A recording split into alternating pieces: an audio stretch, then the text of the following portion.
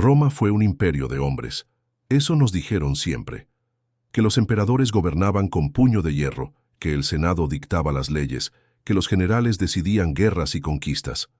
Pero hay una verdad que ha sido silenciada por siglos. Muchas de las decisiones más trascendentales del imperio fueron tomadas por mujeres. Mujeres que no ostentaban títulos oficiales, mujeres que no usaban coronas, mujeres que actuaban desde las sombras, detrás del trono, entre las paredes del palacio, o incluso desde el lecho del emperador. Madres, esposas, hermanas, viudas, amantes. Hoy, en Roma prohibida, revelamos la historia de las reinas ocultas del Imperio Romano. Mujeres que movieron ejércitos, ejecutaron enemigos, manipularon sucesiones y gobernaron sin que su nombre quedara oficialmente registrado. Comenzamos con Livia Drusila, esposa del emperador Augusto. Para muchos, la primera emperatriz no coronada de Roma. Livia fue más que una consorte, fue la mente política más astuta de su tiempo. Se casó con Augusto cuando éste aún era Octavio, consolidando una alianza crucial. En las décadas siguientes, Livia influyó en casi todas las decisiones importantes del imperio. Organizó matrimonios, exilió rivales, y según algunos historiadores envenenó a varios herederos para garantizar que su hijo Tiberio ascendiera al trono. Su poder era tan reconocido que incluso después de la muerte de Augusto seguía siendo consultada. Su nombre fue divinizado, pero también temido. Livia fue la primera de muchas. Sigamos con Agripina la Menor, madre de Nerón, una mujer ambiciosa, brillante y letal. Desde joven, entendió el juego del poder.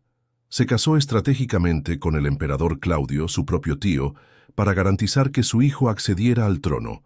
Manipuló a senadores, eliminó rivales y utilizó el veneno como herramienta política. Cuando Claudio comenzó a favorecer a otro heredero, Agripina actuó. Lo envenenó durante un banquete. Su hijo Nerón subió al poder. Pero pronto, ella quiso seguir controlándolo. El joven emperador, resentido por la sombra de su madre, intentó alejarla. Ella resistió. Finalmente, Nerón mandó asesinarla. Pero incluso en la muerte, Agripina dejó claro su dominio. Su última frase registrada fue: «Golpea mi vientre, pues ahí llevé a tu emperador». Seguimos con Julia Domna, esposa del emperador Septimio Severo. De origen sirio, Julia no solo acompañó a su esposo en campañas militares, sino que actuó como su consejera más cercana.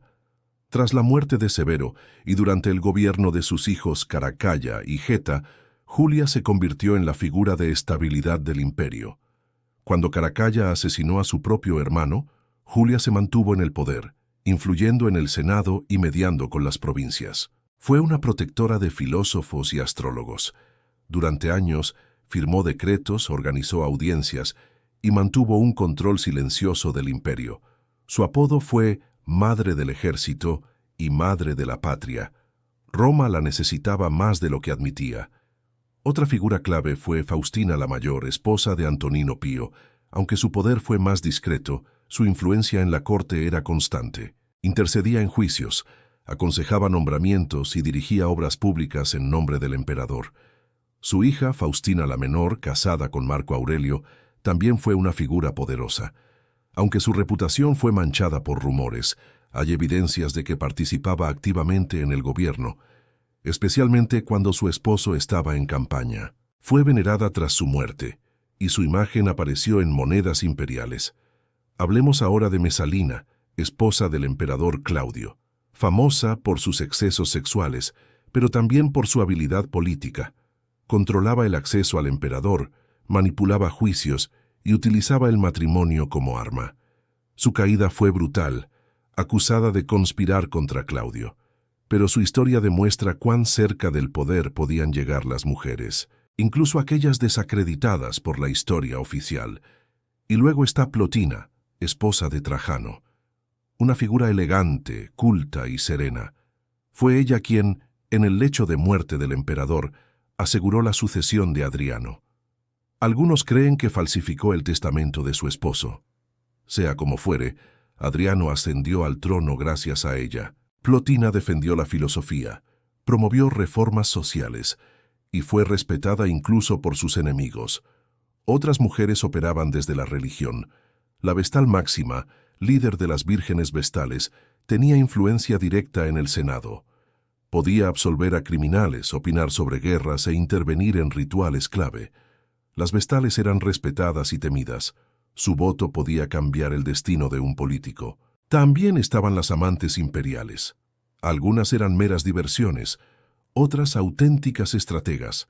Marcia, amante de Cómodo, fue quien lo envenenó para detener su tiranía. Sabía que, si no actuaba, Roma caería en el caos. Su crimen fue también un acto de salvación. Marcia sobrevivió a Cómodo y fue recompensada por el Senado. En la Roma imperial, el lecho era también un campo de batalla. No podemos olvidar a Helena, madre de Constantino. Fue ella quien impulsó la conversión del emperador al cristianismo.